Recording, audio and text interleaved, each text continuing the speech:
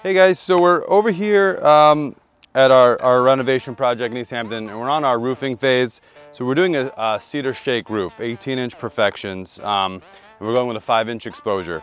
But one of the products I want to show you today is, and this is an install technique, is we're using the vent grid system. So you can see it's this hard plastic material, comes in 4x8 sheets, and it's creating a true air gap below the cedar shingles. One of the challenges with cedar shakes is making them last a long time. So they will last a while over most roof applications, but they will start to curl or over, sometimes it might take 10, 15, 20 years. We've seen it happen in less time. They'll start to look a little ugly, and some people want that really rustic look. But here in our market, we're always trying to keep that pristine look. So instead of people changing out their roofs every so many years to create, maintain that newer look, we're going with these other materials that are really allowing true airflow, and we think it's gonna, allow the shingles to last much longer. So here it is, we have the vent grid. I just did a little cut through for you. So there's only a few components to this. You have the vent trim, which goes along the eaves. So you can see if you're looking at the front of the roof, basically you'll be looking, like this.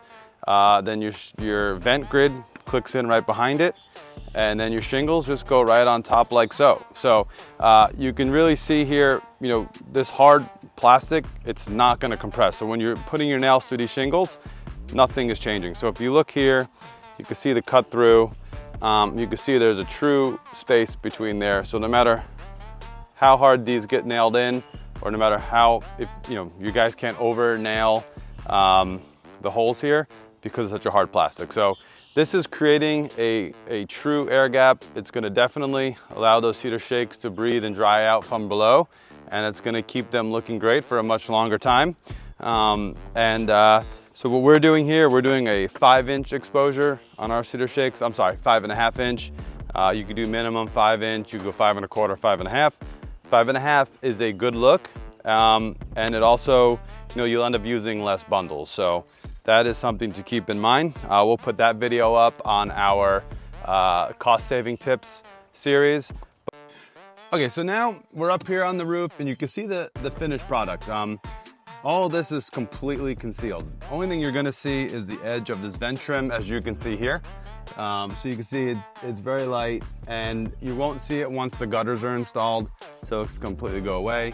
So you have all these great advantages, creating this air gap, and it's completely concealed and you won't see it. Up on the gable ends, we're gonna be coming across with a piece of trim that's gonna go over it in some places, because we're doing a soffit zero overhang eave, so it's gonna be flush, more of a modern look. We'll get into that in another video. But so here you can see, you have your, your fascia or your freeze board, you have your vent trim, and then your shingles, and this is what it looks like below. So if you're looking to do a cedar shake install, there's other ways of doing it. You can go directly over cedar breather, you can go over lath. Some towns require one or the other or both. Here in our town, we're doing this project.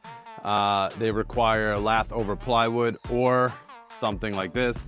This is way better. This is gonna give your shingles a much longer lifespan, because you're getting a true 1/2-inch air gap, and you're never gonna worry about air getting behind these shingles. If you go on lath or on a cedar breather, you're really compressing the shingles towards the plywood, especially with the cedar breather, so you're not gonna get a true air gap.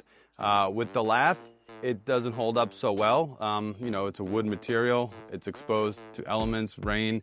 It's very hard for anything that gets behind the shingles to come through. So you're not really creating a solid air gap, especially when your lath is running, in this horizontal direction.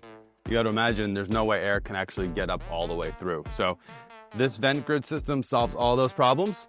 So check it out. We'll have another video later on about how we do our gable ends.